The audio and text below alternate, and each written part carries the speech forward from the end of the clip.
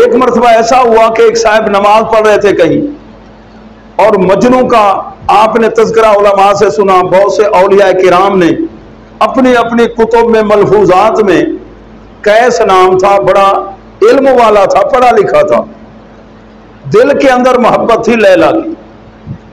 उस मोहब्बत के अंदर जो मस्त था, एक साहब कहीं नमाज पढ़ रहे थे, वो बड़ी तेजी से जा रहा था, नमाजी के आगे से गुजर गया। अब नमाजी को गुस्सा आया, उसने कहा तुझे शर्म नहीं आई, मैं नमाज पढ़ रहा था, तू आगे से गुजर गया। उसने कहा किसकी नमाज पढ़ रहा था? मैंने अल्लाह की। कहने लगा शर्म तुझे नहीं आई? फिर नमाज अल्लाह की पढ़ रहा था, तू मेरी तरफ देख रहा था।